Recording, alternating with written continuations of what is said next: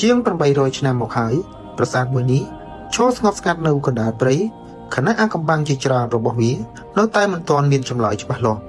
នៅចម្ងាយប្រហែល40គីឡូម៉ែត្រពីអង្គរវត្តមានប្រាសាទបុរាណដ៏ធំមួយដែលលាក់ខ្លួននៅកណ្ដាលព្រៃក្រាស់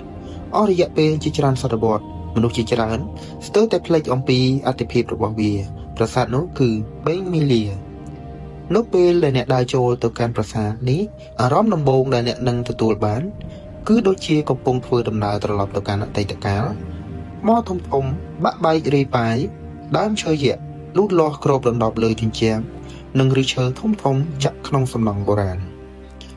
អ្នកស្រាវជ្រាវជាច្រើនជឿថាប្រាសាទនេះត្រូវបានសាងសង់ក្នុងសម័យព្រះបាទសូរវរ្ម័នទី2ដែលជាសម័យដូចគ្នានឹងអង្គរវត្តដែរប៉ុន្តែរហូតមកដល់សព្វថ្ងៃមិនទាន់មានភស្តុតាងដែលអាចបញ្ជាក់បានច្បាស់ថាវាត្រូវបានសាងសង់នៅឆ្នាំណាពិតប្រាកដនោះទេអ្វីដែលធ្វើឲ្យបេងមីលាคล้ายជាកន្លែងពិសេសគឺដោយសារវាមិនត្រូវបានជួសជុលច្រើនដូចប្រាសាទដទៃទេដូច្នេះយើងអាចមើលឃើញប្រាសាទមួយដែលធម្មជាតិដណ្ដើមយកទៅវិញបន្តិចម្ដងអ្នកបុរាណវិទ្យាខ្លះជឿថាប្លង់សំណង់របស់បេងមីលា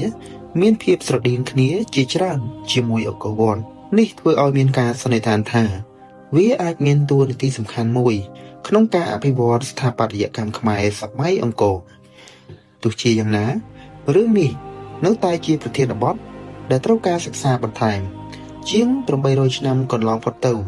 ប៉ុន្តែបេងមីលានៅតែឈរយ៉ាងស្ងប់ស្ងាត់នៅកណ្ដាលព្រៃថ្មនីមួយៗដើមឈើនីមួយៗ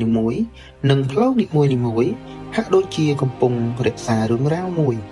ដែលមិនទាន់ត្រូវបានបកស្រាយទាំងស្រុងប្រហែលជាអាកំបាំងដ៏ធំបំផុតរបស់បេងមីលាមិនមែនជាពេលវេលា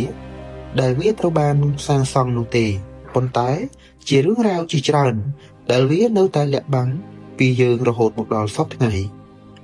កុំភ្លេច follow ដើម្បីស្វែងយល់ពីអាកំបាំងប្រាសាទខ្មែរបន្តទៀតសូមអរគុណ